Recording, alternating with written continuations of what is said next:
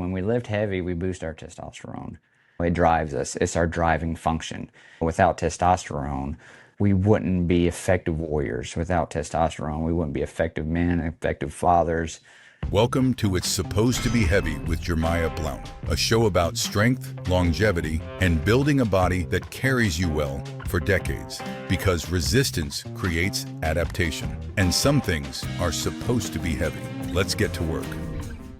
Hi, my name is Jermiah Blount. I am a personal trainer out of Franklin, Tennessee. I'm the creator of the Heavyish method, and today's topic is health benefits of weightlifting outside of the gym. This is a big topic that I want to talk about when it comes to you getting started as well. So a lot of people are intimidated by the gym. A lot of people feel like they have to start in a gym. A lot of people feel like they're not ready, they're not in the proper shape. There's so many reasons that people choose not to start, when in reality, there's no perfect time. So literally, there's equipment everywhere nowadays. There's pull-up bars, there's adjustable dumbbells, a barbell. You can start off with a barbell, especially if you've never trained before. They have different weights from 15-pound aluminum bars, 22, 33, and everything in between, right? So when we want to start, we got to figure out that, hey, we just need to do it. Do I suggest supervised? Absolutely. But there are plenty of creators on the internet and things along those lines that have beginner videos that you need to sit down and watch or go along with, and they're absolutely perfect. For some of you that maybe weight training isn't your cup of tea right now, maybe some of you just need to start walking, right? So when we are struggling with self-doubt or commitment or things along those lines, sometimes you just got to do it, right? So even if it's you get off work, you have 20 minutes, you don't know what to do, go for a walk, right? Walk for several weeks, get in that routine, and then start adding.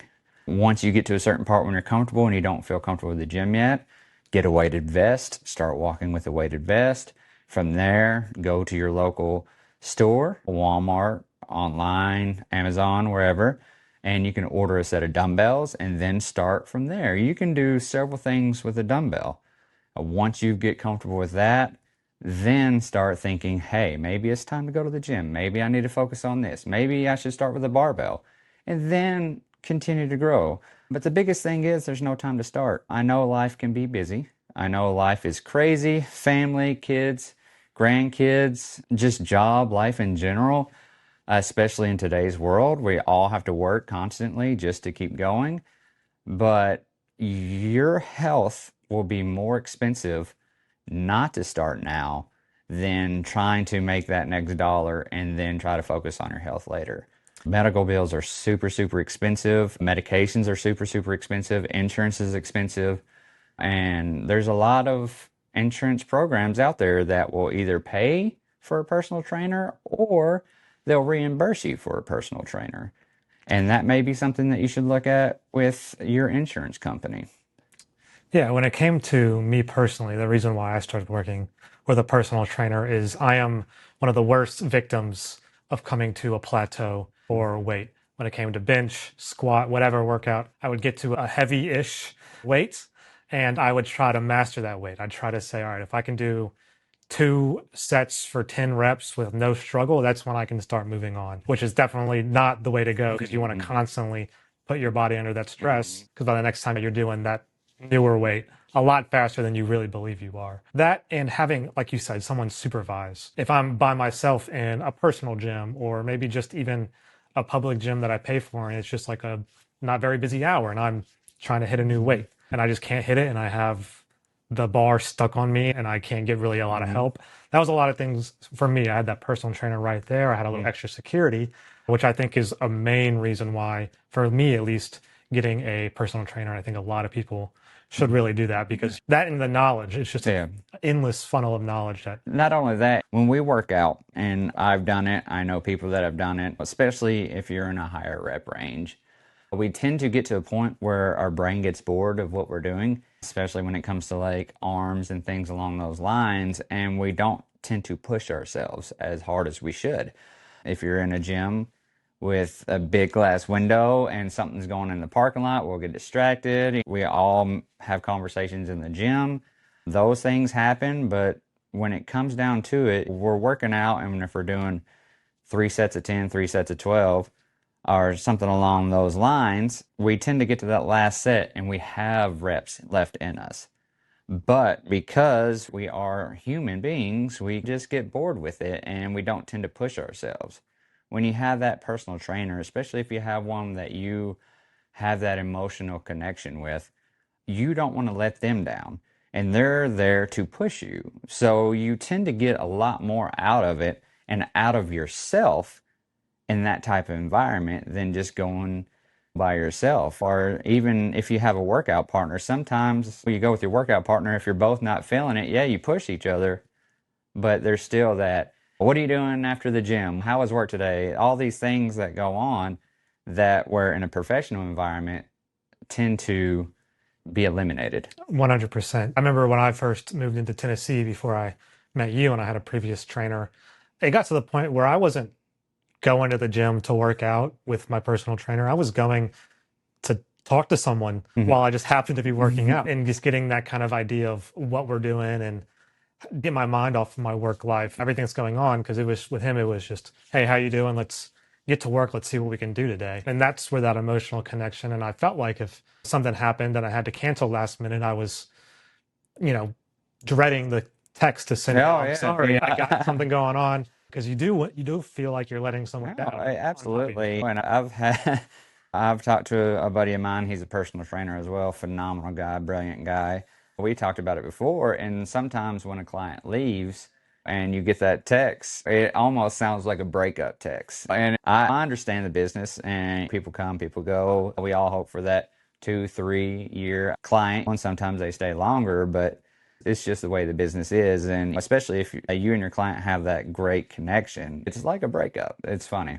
A couple of trainers I've heard before, they refer to the muscle as the organ of longevity. And I get that because it's your muscles are what's keeping you standing and sitting up as of right now. You can't do anything without any kind of muscle. And like you were saying earlier, just starting off by getting walking to get you a little more acclimated to using those muscles and strengthening them.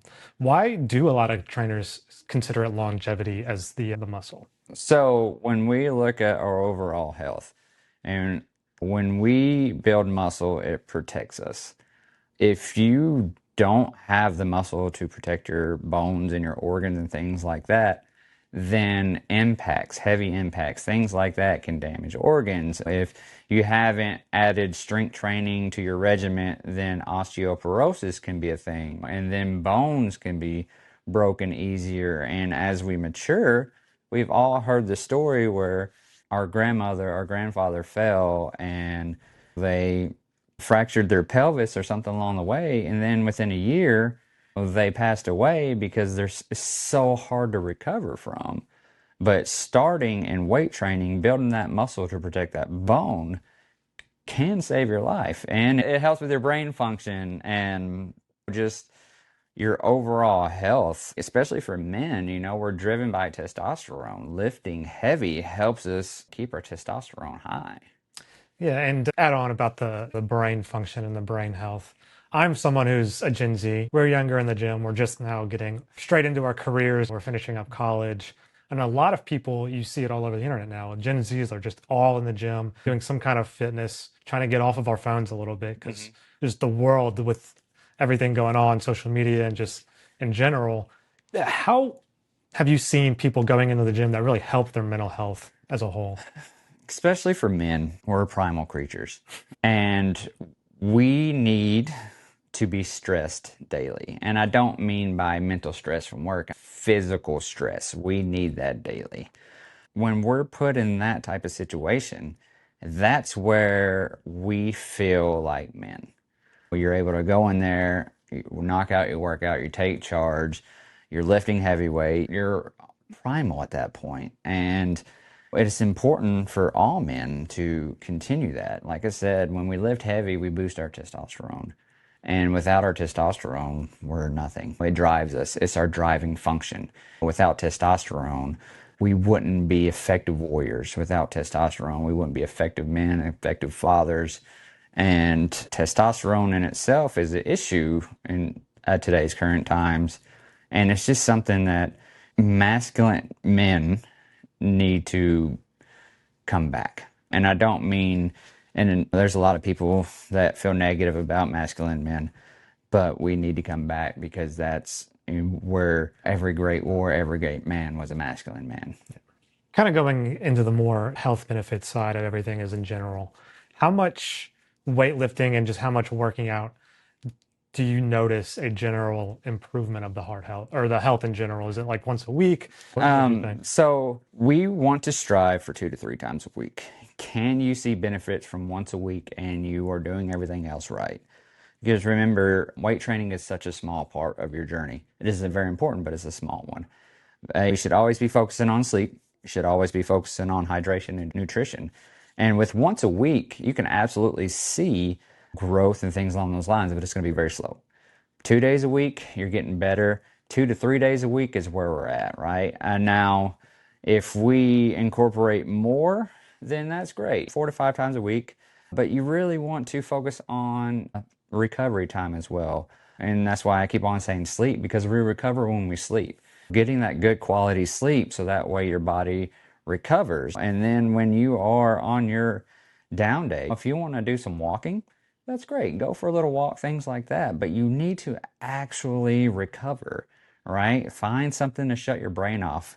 Get those cortisol levels down. Play some video games, not stressful ones. I know people like their Call of Duty, but I've heard some pretty angry people on there. Maybe some Minecraft. Maybe some Minecraft, something that you could just shut your brain off. Read a book, go for a walk outside, get some sun, and take your shirt off, let the sun hit your chest. Do those type of things that actually help you recover. You don't feel like you just got to hammer it and hammer it, because all you're going to do for most people is going to affect you negatively. You're going to get smaller, you're going to get weaker. So really focus on that recovery as well. Is there ever a chance or a situation where you're doing too much training? There's been times I've heard people, I work out 6, 7 days a week, and I think I like my rest days personally. Yeah. And I know some people are so on that routine where they're just every day. So when it comes to the body, yes, you can overtrain, but you have to look at it as in not just your physical health, but your mental health as well. If you are the type of person that wants to train 6 to 7 days a week, make sure that you have some lighter workouts in there. Don't just try to hammer it all the time, because some people live lives where the only peace they get is at the gym. Some people don't go out to the clubs, they don't go partying, they don't do these things that a lot of people like to do, or go out and drink and things like that. When they go to the gym, they're getting away from their stressful jobs. They're getting time to breathe, they're getting time to focus and focus their mind. So if you are one of those type of people, then just make sure that at least 2 days a week you're going in just to get a pump, right? Not necessarily shoot for the moon and go as heavy as you can, but maybe do some lighter workouts, focus on some arms, some biceps, things, abs, calves, things that can handle the loads more frequently, and just not train so many major muscle groups so heavy. Just look at some accessory work. Yeah, absolutely. What mental lessons from lifting carry into life in general, like business and anything outside of the gym, really? Like, where do those lessons come into play? So if you can go to the gym and you are consistent at the gym, and even on your worst days, you're showing up to the gym, then that's going to show up in your life, right? So if you're the type of person that is storming outside, you're still going to go to the gym. If it's snowing outside, you're still going to the gym. You wake up and it's just, this day, I just want this day already over, but you can still go to the gym. Then that's going to be that you are pushing through and everything, right?